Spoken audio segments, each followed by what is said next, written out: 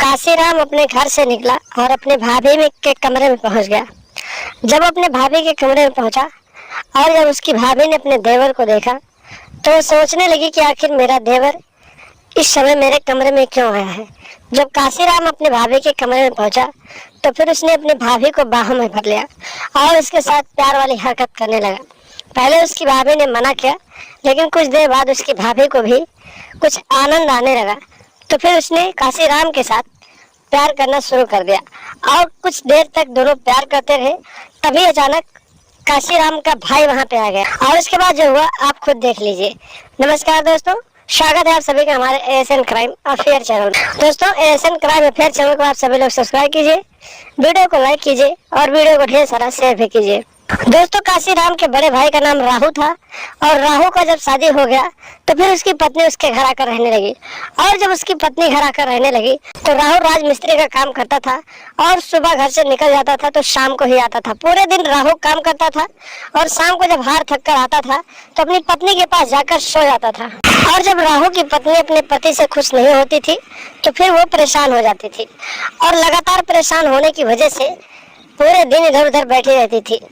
और काशीराम अपनी भाभी को देखता रहता था और जब काशीराम को लगा कि भाभी कुछ परेशान है तो काशीराम अपनी भाभी के पास जाता है और कहता है कि भाभी क्या हुआ। उसकी भाभी कहती है कुछ नहीं, लेकिन काशीराम कहता है मुझे पता है कि भैया से आप नाराज रहती हो। और काशीराम मौका ढूंढने लगता है कि कब भाभी को फुल मजा दे सकूं। और एक दिन की बात होती है, काशीराम का भाई राहु सुबह उठता है, खाना खाता है और अपने काम पे चला जाता है।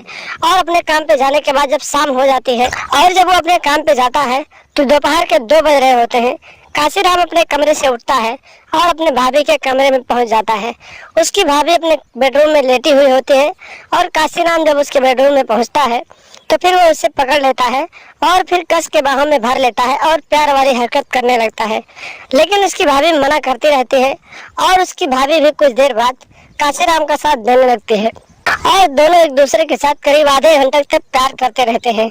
और उसी बीच अचानक राहु भी अपने घर पहुंच जाता है, क्योंकि उसका काम उस दिन जल्दी खत्म हो जाता है।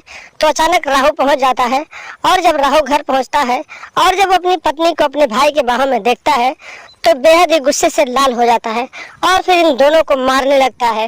लेकिन कुछ देर बाद ये झगड़ा लड़ाई खत्म हो जाता है और राहु कहता है कि अगर तुम्हें इसके साथ रहना है तो फिर तुम जाओ। उसकी पत्नी कहती है कि तुम मुझे खुश नहीं रख पाते हो तो मैं क्या करूं। और उसके बाद राहु इन दोनों को अपने घर से निकाल देता है और फिर दोनों घर से चले जाते हैं। तो दोस्तों, सावधान रहें, सतर्क रहें, अपना और अपनों का ख्याल रखें, क्योंकि अगर आप अपनी पत्नी को, अपने परिवार को समय नहीं देंगे तो आपका परिवार भी इसी तरह बिखर सकता है। तो दोस्तों, लगातार हमारे साथ बने रहें, चैनल को सब्सक्राइब कर लें और हमेशा देखते रहें एएसएन क्राइम अफेयर।